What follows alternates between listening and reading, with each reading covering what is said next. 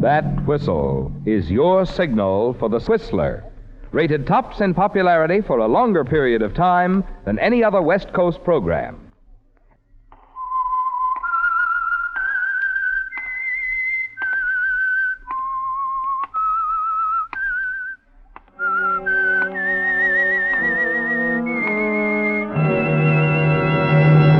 I am the Whistler, and I know many things, for I walk by night. I know many strange tales hidden in the hearts of men and women who have stepped into the shadows. Yes, I know the nameless terrors of which they dare not speak. And now the Whistler's strange story. Search for an unknown.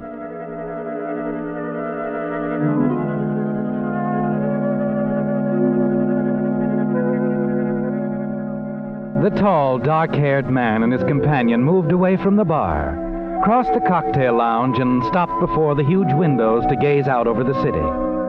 As they stood there, watching the flickering lights across San Francisco Bay, the girl unconsciously began toying with the shiny new wedding band on her finger. Then, as the man raised his glass to drink, she turned and looked up to him. What are you thinking about, Frank? Albert Maxwell. The little guy over there across the bay waiting in the death cell. What time is it? He's got 10 minutes to go.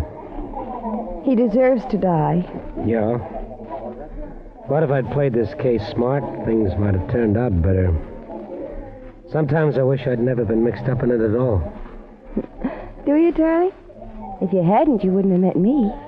I'd have found you somewhere, darling, sooner or later. You know, Julie, maybe I ought to give it up.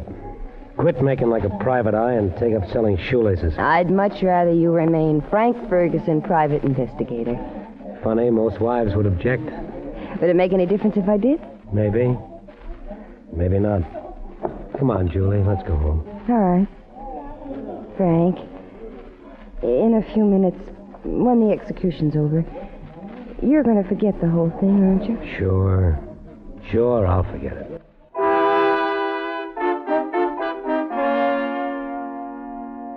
As Frank Ferguson and his bride of 24 hours moved across the cocktail lounge toward the elevators, he wondered if he could forget it, forget the story at all. Of course, it wasn't his. He'd only played a small part in it. Actually, it was Duncan McKay's story. Duncan McKay, head of the largest gambling syndicate west of the Rockies. And Ferguson's thoughts went back to the night it all began. The night months ago when he arrived at McKay's heavily guarded estate in San Mateo, had been ushered into the billiard room by Jim Slade, McKay's bodyguard. Mr. McKay? Yes, Slade, what is it? Oh, come in.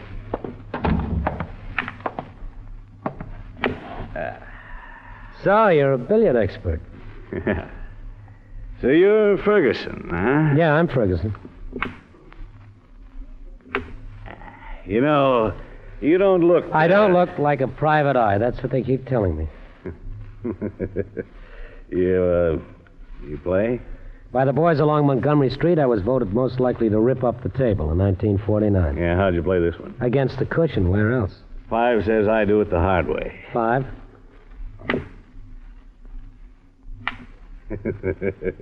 You can deduct it from my bill, huh? Why did you send for me, McKay? Well, they tell me you're a pretty smart boy. Let's get to the point, huh? Sure. The point, Ferguson, is that... somebody is out to kill me. That's news? All right. I've been threatened before, but this time, well, it's a little different. I received a letter a few days ago, a letter threatening my life. Doesn't sound like any of your former playmates, huh? Yeah, that's right. They wouldn't operate that way. From the crowd, you don't get advance notice. You suddenly wind up in an alley full of slugs. So you got a letter. Why worry? You got a nice setup here. You can hide behind your steel fence and those guards. There isn't a chance of anybody getting close enough to you to do any damage. What are you so nervous about? I'm not nervous, Ferguson. I'm not worried at all. Let's say I'm amused. My curiosity has been aroused. This whole thing intrigues me. I don't get it. You will. Here, just a second. Yeah. Yeah, yesterday afternoon's paper on page 2. Pictures and everything. Mm-hmm. So a couple of citizens in Frisco received threatening letters. Same as yours? Yeah, the same. Julie Wilson, Albert Dobbs. A hat check girl and a hardware clerk. Friends of yours? Never saw them before in my life. She's a good-looking dame. If you like hat check girls. I don't throw rocks at anybody. According to the paper, the Wilson girl doesn't know Dobbs, and he's never heard of her. So there it is, Ferguson. 3 strangers. We each get a letter threatening us with death, and we don't know why. There must be some connection. Now, that's why I hired you, Ferguson. I want you to find out what that link is. What ties me up with a hat check girl and a guy who sells nuts and bolts in some crummy hardware store. You resent the company, McKay? That's what's bothering you? At some point in our lives, our paths must have crossed. Somewhere along the road, the 3 of you kicked somebody in the teeth, and now this somebody wants to introduce you to an embalmer the hard way. Look, I want you to find out all there is to know about this Wilson dame and this guy, Albert Dobbs. Where they're from, what they've done, who they know, everything. I want a complete report on both of them. All right, McKay. I'll even find out what kind of toothpaste they use. Let me see you make this shot, huh? 10 says that you don't. 10 says I do. Thought you said you weren't nervous, McKay. I'll add it onto the bill, I'll see you around. Don't worry, I'll take care of everything.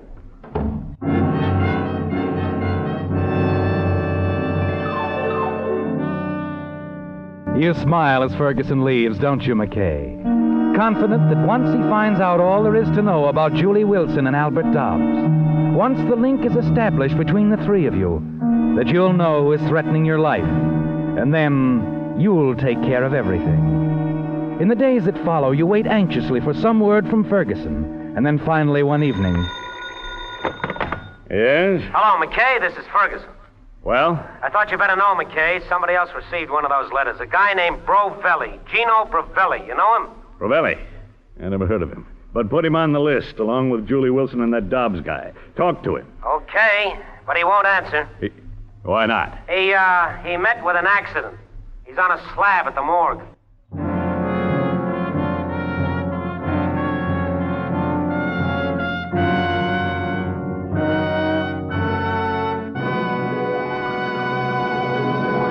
With the prologue of Search for an Unknown, brings you another strange story by The Whistler. And now back to The Whistler.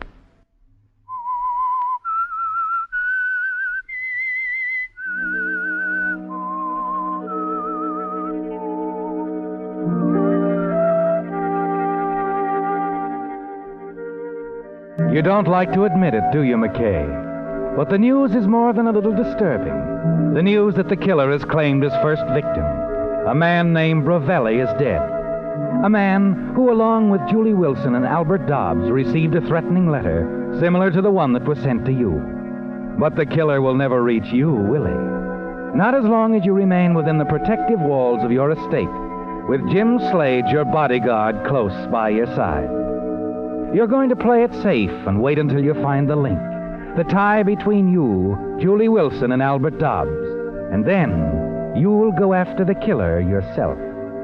As you pace the floor of your library, 1,000 questions flash through your mind.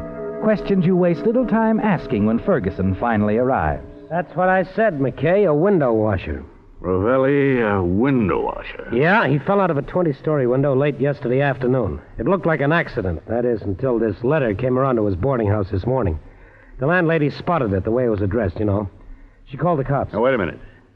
Brovelli was already dead when the letter arrived. Yeah, the letter was postmarked yesterday at 5 p.m. Brovelli took a dive around 3. Yeah, but why mail a letter to a man after you've already killed him? Well, maybe the killer saw an opportunity to knock off Brovelli ahead of schedule and took it. That's one way of looking at it. Yeah, there's another? A couple of more, McKay. Suppose Brovelli wasn't on your friends list at all. Suppose the letter was written by some crackpot, a guy with a warped sense of humor. You said the letter was the same. Well, sure, but anybody can get a piece of butcher paper and scrawl something on it with a hunk of red crayon. Oh, you think that's what happened? No, here's what I think happened. The killer hears about a guy falling out of a building. This gives him an idea. He decides to make you sweat a little, so he writes the letter. You get the picture? Yes, I get the picture. Your nerves are showing, McKay. All right. All right. What do you find out about the others? The Wilson girl. Dobbs. Well, here's a 10-page report on Julie Wilson, or a hat check girl faces life. She's a sweet kid, McKay. Is she, Ferguson? How'd you meet her? Barroom pickup? She throw herself at your feet when you bought her a beer? No. It was all very formal, McKay. The gent who owns the club where she works introduced us. Like I said, she's a sweet kid. I've been to the club lots of times. Somehow I never noticed her. Yeah, maybe that's because you never check your hat, huh? Touche. Now, how about this hardware clerk, this Albert Dobbs? What'd you dig up on him? I didn't. He's disappeared. Disappeared? I went around to his hotel this afternoon. The clerk told me he packed up and left. Address unknown. Fine. That's great. Well, don't get excited. I got a couple of leads I'm going to check on as soon as I get back to town. I'll find them, McKay. I'll see that you do. And call me the minute you line up anything. Sure. Slade? Yeah? You show Mr. Ferguson out and see I'm not disturbed for the next few hours. All right, Mr. McKay.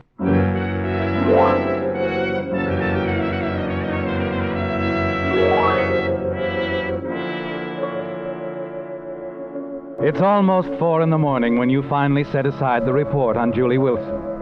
You've been over it again and again and again, but it's revealed absolutely nothing, not the slightest clue, not a single link to connect your life with that of the girl. You turn out the desk lamp, lean back in your chair, and close your eyes. There's still Albert Dobbs, the hardware clerk, isn't there, McKay? Yes, perhaps in his story you'll find the missing pieces of the puzzle. The days drag on. You wait impatiently for Ferguson to call, but he doesn't. And then on the morning of the 4th day, Slade interrupts you at breakfast. Yeah?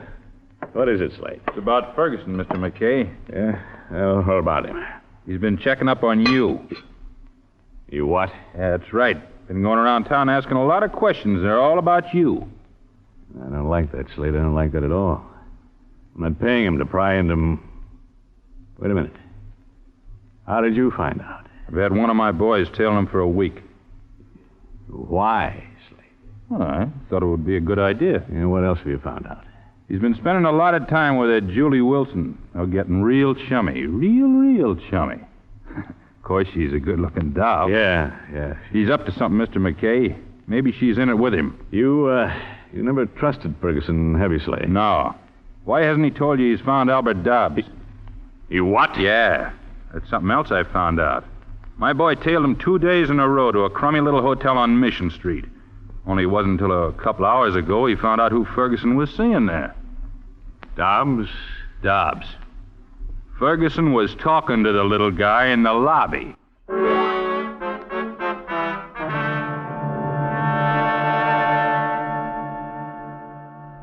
It hasn't turned out the way you planned at all, has it, McKay? Slade is right. Ferguson must be up to something. You're not exactly sure just what it is, but you're not going to take any chances.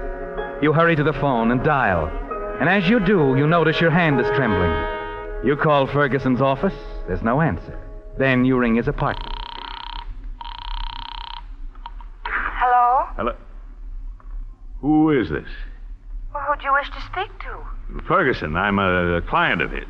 Oh, just a minute. It's the Wilson dame. She's at his apartment. Uh-huh. Hello? This is McKay.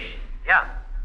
Was that the Wilson girl? Oh, yeah. We figured it'd be a lot safer if she stayed here at my place while I'm away. You're not going anywhere, Ferguson. Well, you're wrong, McKay. I am. Oh, you're wrong, Ferguson. I want to see you right away. Sorry, I'm due at the airport in half an hour. I'm flying down to L.A. I'll see you when I get back. I'm on to something. Yeah, I'll bet you are. All right, Ferguson. I'll see you when you get back. You can count on it. Leaving town, is he? Yeah. He didn't mention Dobbs. We got to get moving, Slade. Ferguson's a smart operator.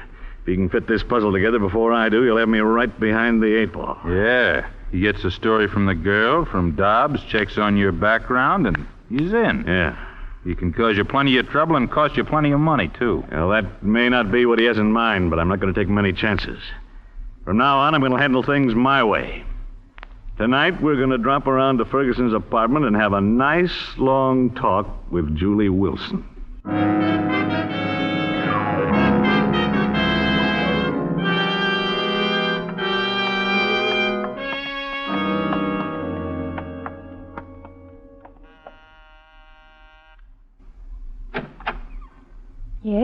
Hello, Julie. Oh? Who? We're friends of Ferguson. Oh, well, he isn't here right now. Yeah, I know.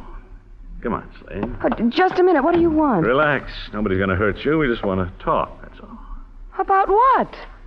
This. Little report on you, Julie. I want to be sure you didn't leave out anything on purpose. Now, sit down.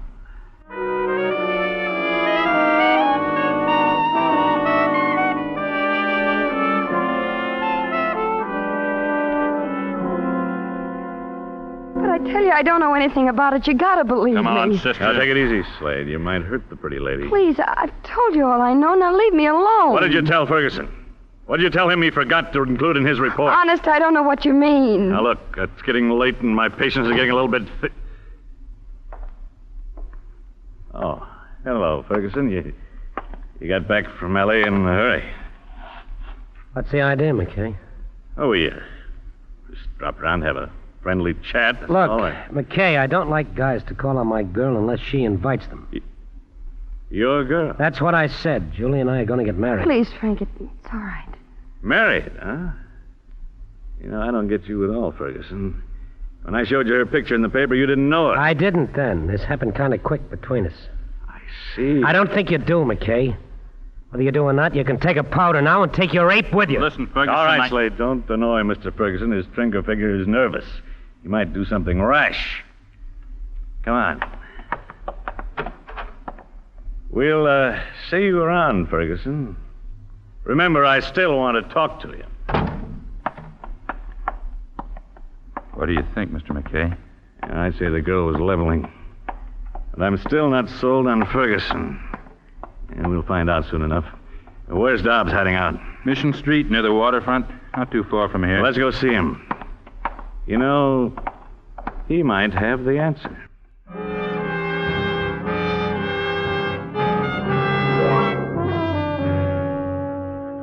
Yes.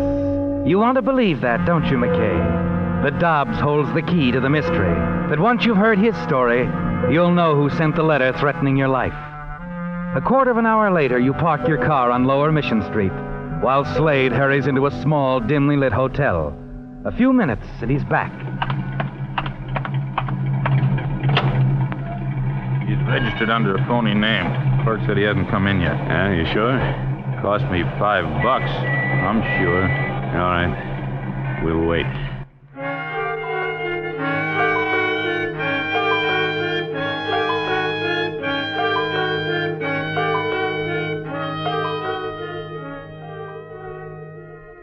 Give me a cigarette, will you, Slade? Sure, Mr. McKay. Yeah. Thanks.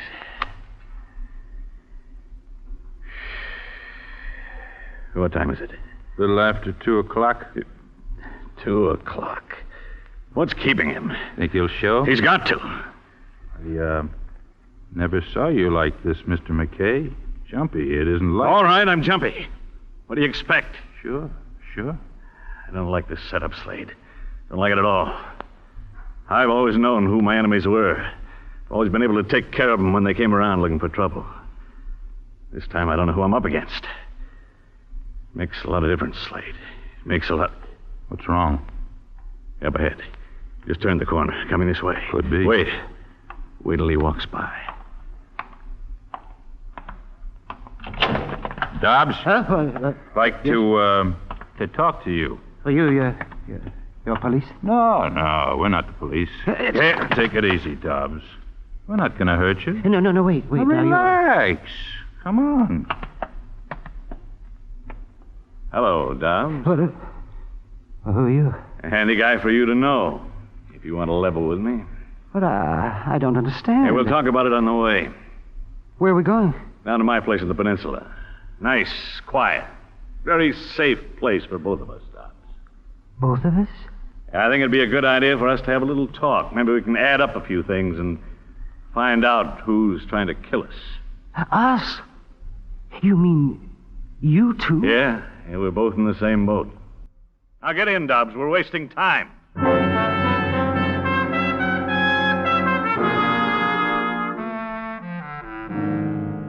Shortly after 3 a.m, you arrive at the gates of your estate. Watch them swing open. You nod to the guards and drive on up the roadway to the house. And a few minutes later, you're sitting in the library, facing Albert Dobbs across the desk. Sure you won't have one, Mr. Dobbs? No, thank you. Yeah. Now go ahead, Slade. Fix yourself a drink. Thanks.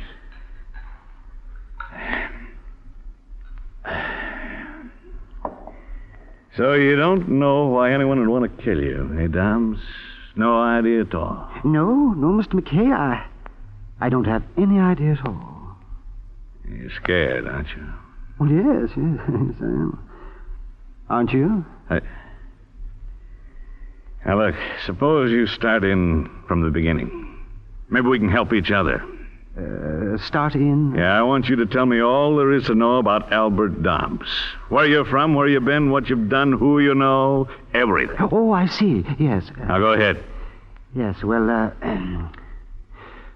I was born in 1893. 1893. Yeah, might as well pull up a chair, Slade. This is going to take a long time. But I've got a hunch this is it, and it's going to be worth it.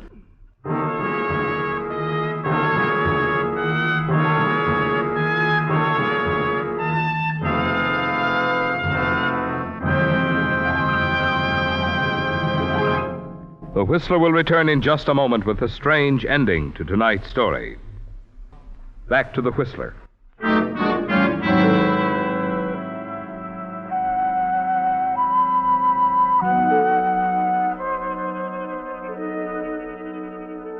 It's almost dawn now, and you're tired, aren't you, McKay? You lean back wearily in your chair, close your eyes, listen to the voice of Albert Dobbs as it drones on and on. Names, dates, places, and more names and dates and places. Not a one stirred a single spark in your memory. But the story of Albert Dobbs isn't over yet, is it?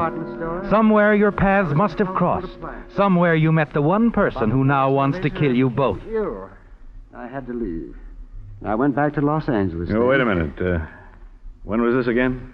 Well, let's see, 1929. All right. 1929, L.A.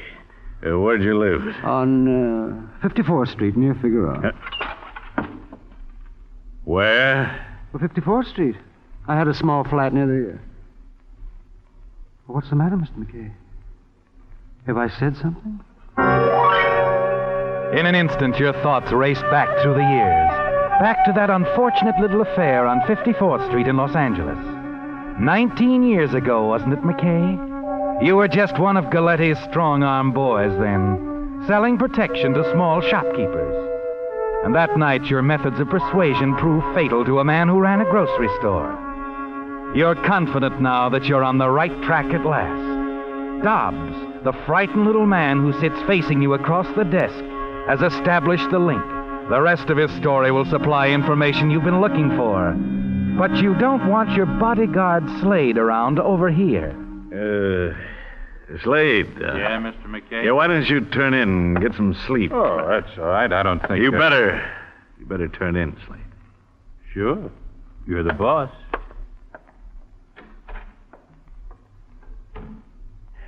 Now, all right, Dobbs. About 54th Street in L.A.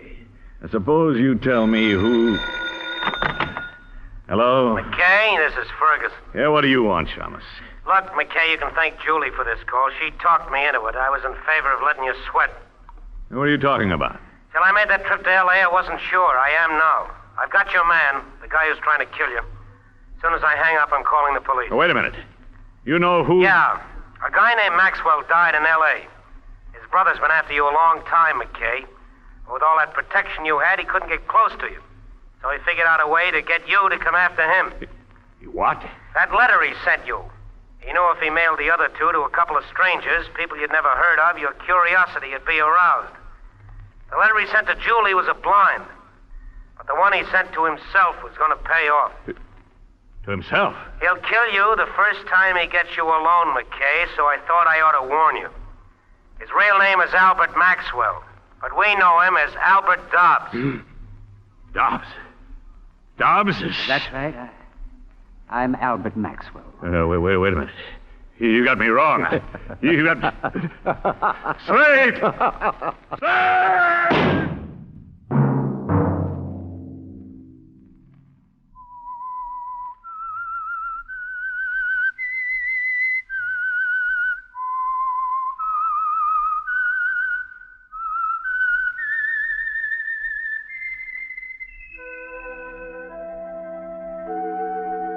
Let that whistle be your signal for the Whistler each Sunday night at this same time. Featured in tonight's story were Willard Waterman and Frank Lovejoy.